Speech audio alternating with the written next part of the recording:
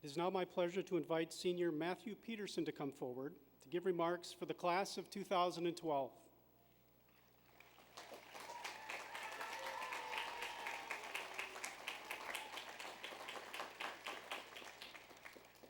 Matt is graduating today with a double major in English and Environmental Studies. Matt has proven himself as a leader during his time at Hamline. He has served as an intern with the Public Relations team and with the Center for Global Environmental Education, where he channeled his passion for outreach and storytelling. Matt is also dedicated to service and has led 3 Catalyst spring break service learning trips to New Orleans and Chicago, in addition to serving on the Sexual Violence Prevention Task Force. Following commencement, Matt will begin his career in the field of advertising. Please join me in welcoming this year's senior speaker, Matt Petersen.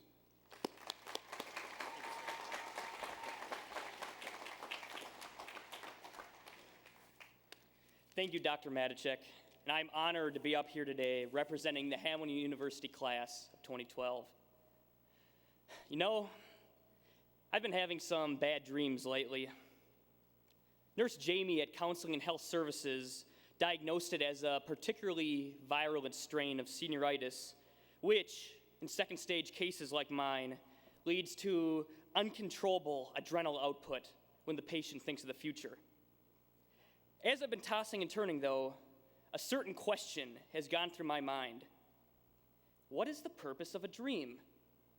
You know, one final introspective test of my liberal arts education. But really, what do dreams do for us? What is their function in our lives? As I've pondered over the past few weeks, what I wanted to say to you that will both sum up our time here and speak as to what's ahead, I thought back to 1,364 days ago, not that anyone's counting or anything, the last time our class gathered together at the start of this adventure that we've taken. It was Matriculation Day, when each of us was counted as a Hamline student and took our first steps on this journey. Where were your dreams then? What was it that gave you passion about the future, that little jump of excitement in the pit of your stomach? What was the path on which you saw your life taking you? The path for which you sought out Hamline University in St. Paul, Minnesota. Whether you were from down the street like me or from the other side of the world, you had a vision for what you would achieve here in the next 4 years. So step back to where you were on the 24th of August, 2008. Whether you were in Walker Fieldhouse at matriculation, or maybe at a previous institution if you're a transfer student, or wherever you might have been, and think about where the state of your dreams were. In all honesty, for my first few weeks at Hamline, I wasn't thinking about future goals or life narratives. My one dream was to be free of my roommate. The first time I saw him, he was standing in the threshold of our door in Schilling 4th floor. With a mischievous grin on his face, he looked me up and down and said, "Hi, I'm Rick. Welcome to my room." Over the course of the next few months, I was subjected to a variety of ingenious pranks. They ranged from Nerf gun ambushes from hidden firing positions in the room, to having both my towels and clothes grabbed out from my shower stall while I was still in there. So I was forced to ask the next person to walk in the bathroom if I could borrow their towel. I found out later that the next person was actually a visiting prospective student. Whoops. Now, we have since reconciled and are very good friends and colleagues today, and I can't put a price on the relationship that we've formed together and the memories that we have. So take a moment to think about how your own dreams have evolved. For some of you, you found your life's passion here at Hamline, despite the fact that you changed your major from English to math to psych to forensic sciences within your first month. Or maybe, just maybe, you wanted a quadruple major in all 4 of them, in which case you could find a great career in analyzing nonsensical journals of dead mathematicians. For others, we're just ready to throw our caps in the air, hug our friends, and go chase the dreams awaiting us at our first college job, or that volunteer position teaching English as a foreign language on the other side of the world. Graduation day is a time for dreams to be front and center. But are they meant to keep us aligned with our heart's deepest desires and our mind's most profound aspirations? Or, like so many people say, are they to set us free? Why then are so many of us burdened with expectations, weighed down with dreams that are not our own? This also calls into question who we are as a generation. People can't quite figure us out. They call us by a variety of names: Generation Y, Millennials, Echo Boomers, or, according to a recent New York Times article, the Recession Graduates. These are titles that refer to the circumstances which we've grown up in, rather than the essence of our identity or our aspirations.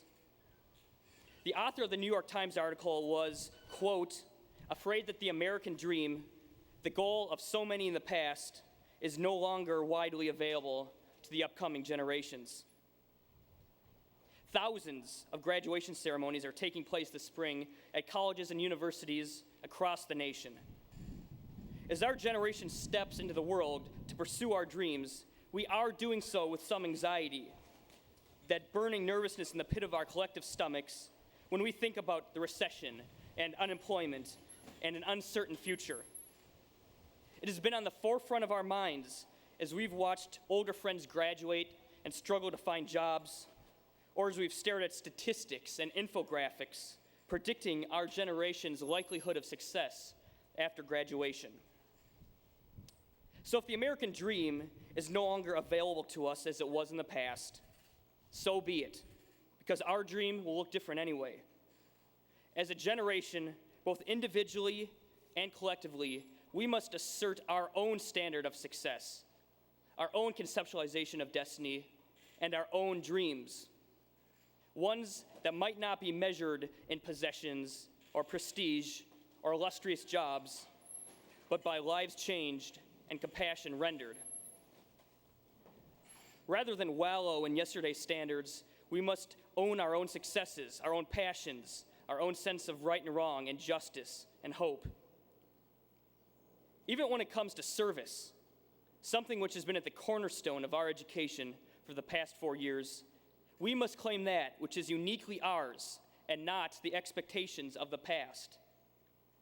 A few weeks ago, a gentleman I met told me upon hearing that I was soon to graduate, "We're going to need all you young people to fix all these problems facing the world." With all due respect, I disagree. Friends and classmates, I will not stand in front of you and implore you to go off and save the world, despite the fact that the pull to fall back on the expectations of the past is so incredibly strong. But it's a mantle that's far too large for our shoulders alone, a Herculean role for which we've auditioned time and time again, but have come up short, not due to our own lack of passion, but because we live in an unstable and troubled world, despite all the good that's done. None of us should feel that it is our individual duty to fix all the problems of the past. Instead, I'd say we should try to bring happiness and improvement to those in need around us.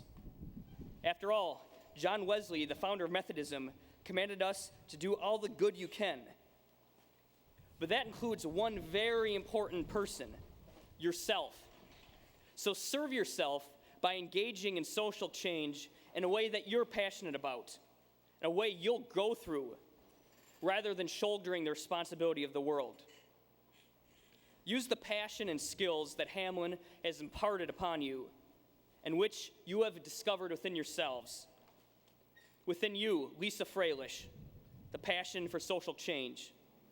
Within you, Ann Kenzie, the desire to think and analyze and share insight with the world. And within you, Amrit Mizra, the kindness to always ask how someone is doing and encourage them wholeheartedly. And you know, in general, I think we should just start smiling more. You know what they say, when you smile, the whole world smiles. And I say, thank goodness I got braces. Lastly, we need to measure our worth not based on alignment to heroic, generational archetypes, nor by our projected rates of employment on the news, but through the eyes of those that care about us, those that mentor and support us. And so, to our family, friends, faculty, and staff who join us today, if you are able, could I please have you get on your feet and give the Hamline University class of 2012 the biggest, loudest, most profound round of applause you can muster.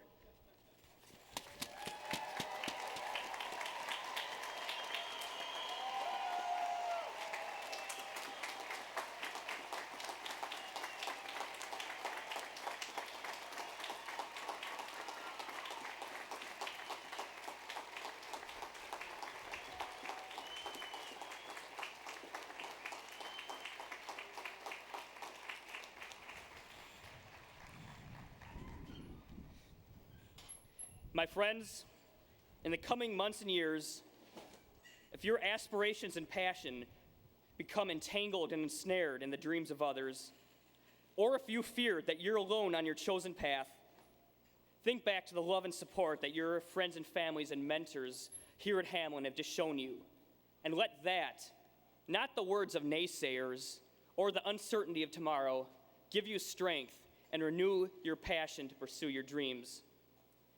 After all, tangible things fade with time, but solidarity of spirit, love of learning, and undaunted passion will remain, no matter where your path takes you beyond Hamline.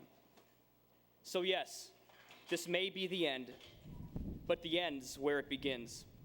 Thank you.